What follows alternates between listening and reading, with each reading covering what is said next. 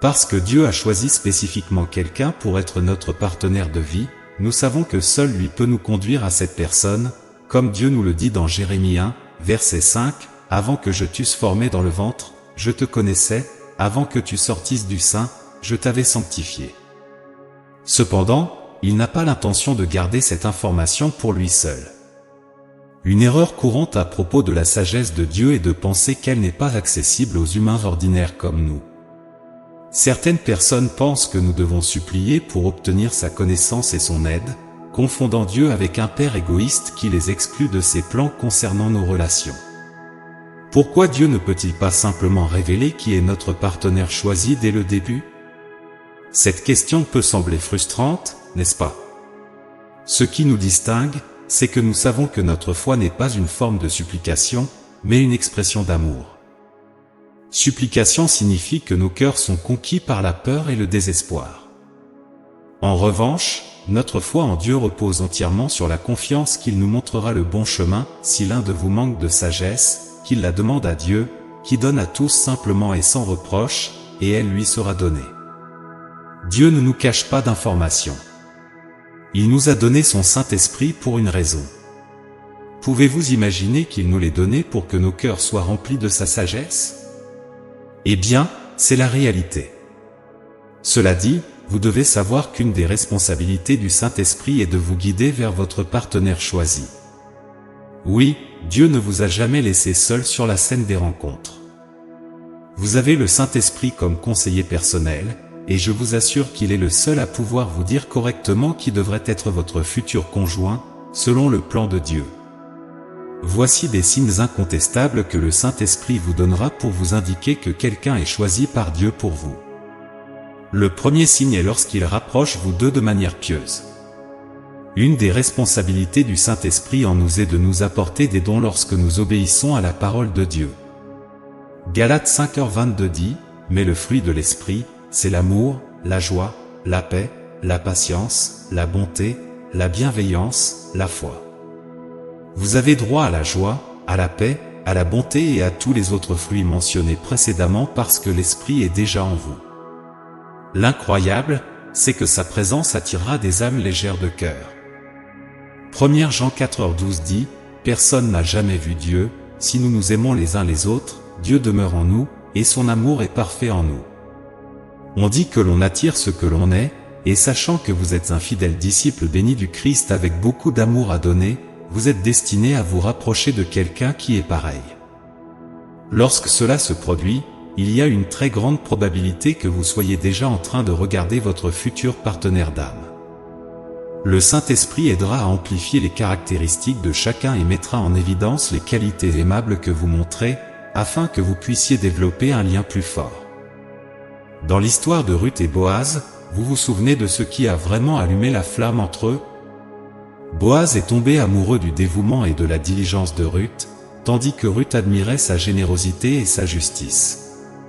Les deux sont d'excellents modèles des serviteurs de Dieu, et le fruit du Saint-Esprit rayonnait tellement en eux qu'il était très facile pour eux de se rapprocher l'un de l'autre. Sachez que lorsque Dieu vous permet de rencontrer votre partenaire choisi, il veillera à ce que votre relation soit fondée sur une base solide de son amour. 1 Corinthiens 3h11 dit, « Car personne ne peut poser un autre fondement que celui qui a été posé, savoir Jésus-Christ. » Le mariage est un nouveau et probablement le plus grand chapitre de votre vie. Dieu et votre conjoint méritent un engagement qui ne soit pas entravé par des problèmes non résolus. C'est comme offrir de l'amour à moitié cuit à votre partenaire de vie. Dieu a permis les peines pour vous aider à grandir en un individu plus fort, pas pour que vous vous attardiez dessus. Vous ne seriez pas un conjoint qualifié si vous n'avez pas encore surmonté vos bagages. Cela signifie que Dieu n'a pas encore terminé de travailler en vous. Apocalypse 21h4 dit, « Il essuiera toute larme de leurs yeux, et la mort ne sera plus, et il n'y aura plus ni deuil, ni cri, ni douleur, car les premières choses ont disparu. » C'est une déclaration et une promesse.